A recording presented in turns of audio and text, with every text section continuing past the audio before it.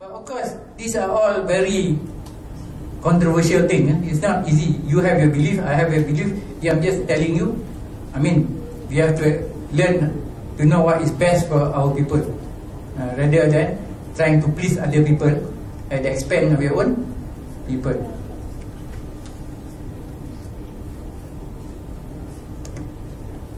Okay, the Western concept of rights may vary from that of Asian countries. While the West places the rights of individual before the interests of the groups or society, Asian cultures tend to place society above self. Asian values include a strong sense of loyalty. Actually, Mahathir said this, and of course Lee Kuan Yew said this, and a lot of Asian strong people, or Sukarno or Suharto, that said the same thing. So the question is, in your context, in your own context now, do you think these jokers are trying to cheat us so that they can rule us with iron fist? What do you think? You all are very clever people, very intelligent. What do you think?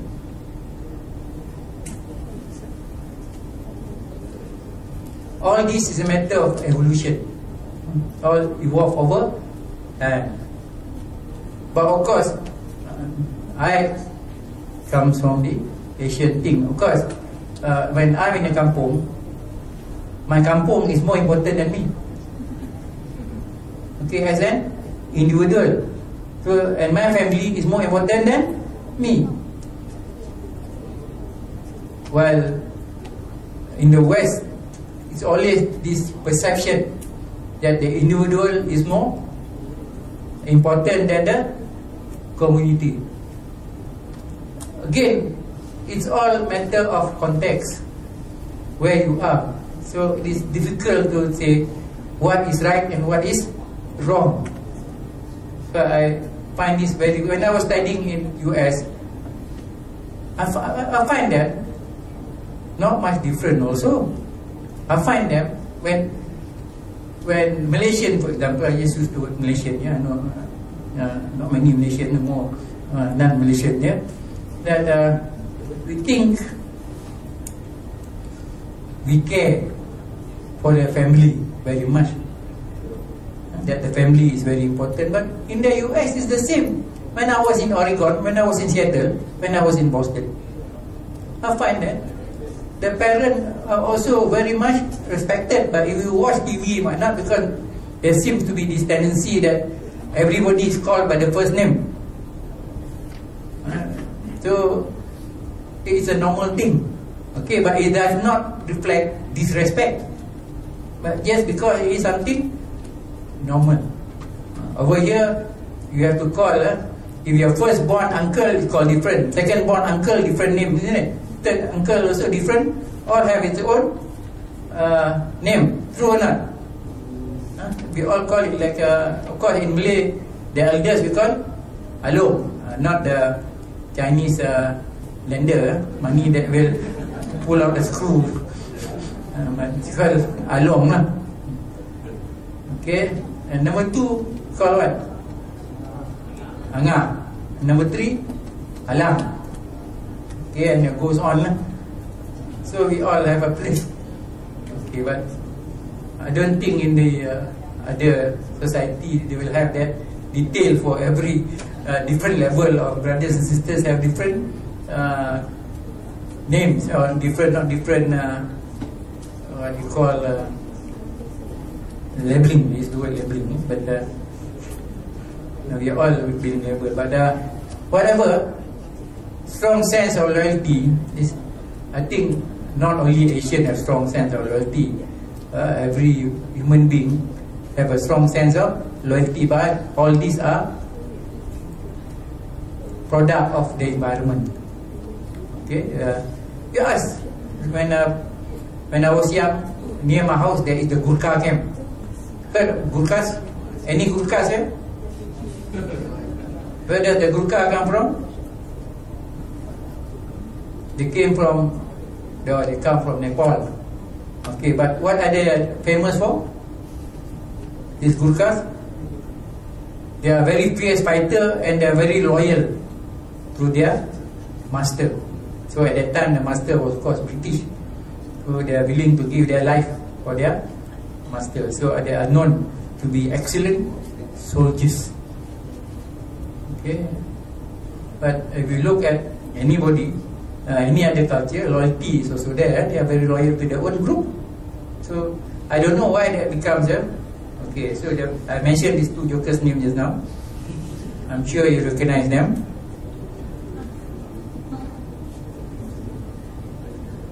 Okay, therefore authoritarian government is more appropriate in less developed nation in Asia than democracy. So these two statesmen, however, Prime Minister Lee Kuan Yew and Prime Minister Mahathir Mohamad, despite their authoritarian style, they were very much criticized by the West, have brought much progress to the nation.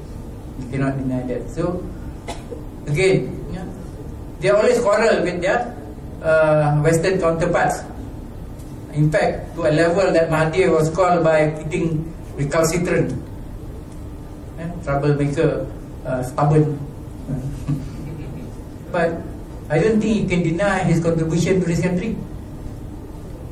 So I think it's important. He might have a lot of views. In fact, when I was a commissioner, the NGOs got very angry when we invited Mahathir to launch the seminar.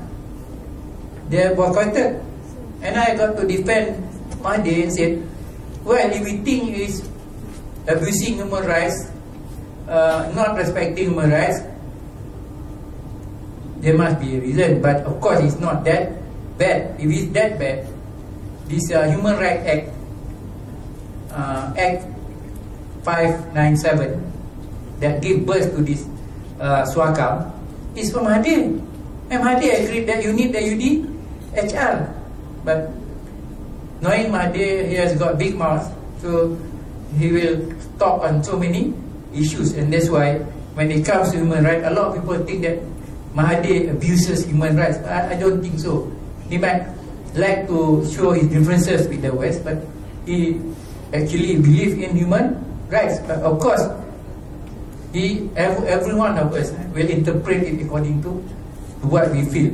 But of course, again, I said earlier, you cannot simply interpret to your own interest. You have to interpret to the interest of the nation. Thus, the West, presenting their holier-than-thou attitudes, will generally be unable to convince those they have colonized or exploited as being overly human rights friendly or sincere in their effort. History has taught those colonized that the Western powers, wherever they go for God, gold, and glory. So these are the pictures.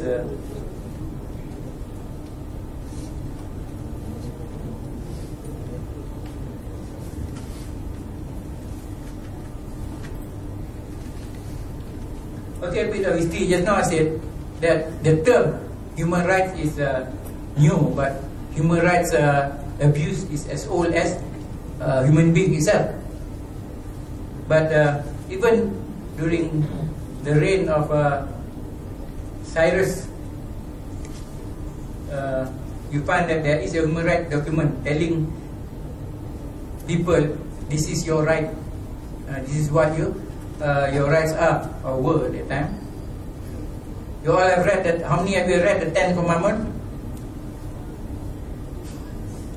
Okay, we see the film, the 10 Commandments. All this is thou shalt not this, thou shalt not that, thou shalt not do this and that. It's just a very important guideline to protect our integrity, our dignity as a human being. But my friend used to joke. He said that the most important is the 11th Commandment.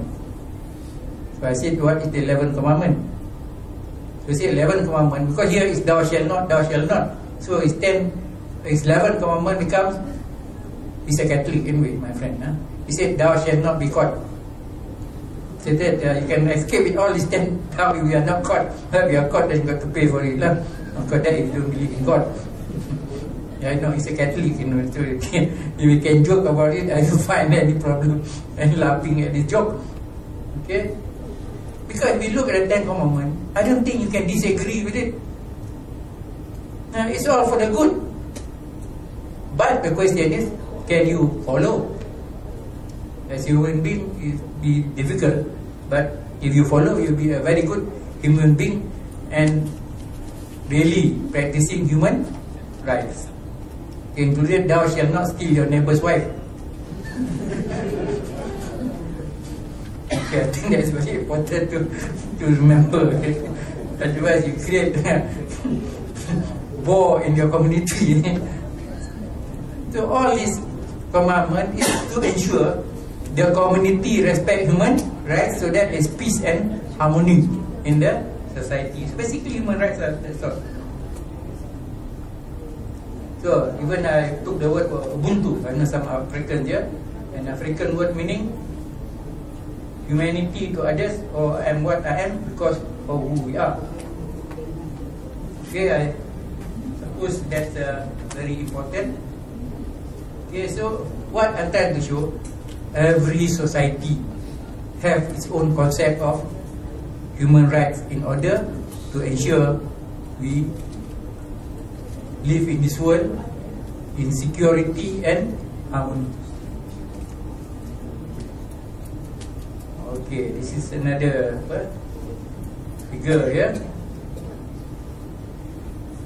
Also, this guy, you can see that also, even so many thousand years ago, telling us be a good human being, respect human rights.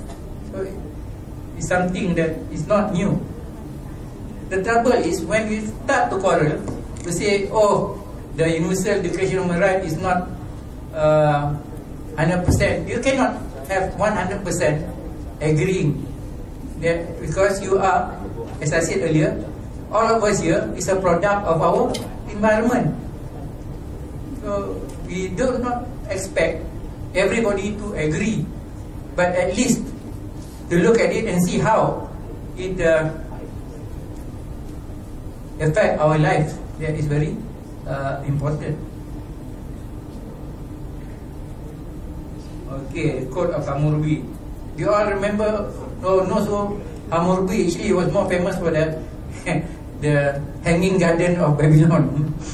But his code of law, kind of a law, is also all pertaining to making sure that the subjects or his people are enjoying some important human rights. Anyone here can tell me which human right do you think is the most important? Anyone? Which human right do you think is the most important? Or all the right that you think you want to demand? Alright, the right to live. No need to ask for the others, we can even live in peace. So the right to life, the right to live is so essential. But yet, the UDHR does not start with that. Say first you must have dignity. What? I mean, what is your life? How do you live if you are not given your dignity? So I wonder also, just like why the right to life is not the number one. It is the number one, but it's not placed as the number one. Okay. So this is all a religious book. So you can say that right number put there even the Torah also. Yeah, put the Torah. Yeah.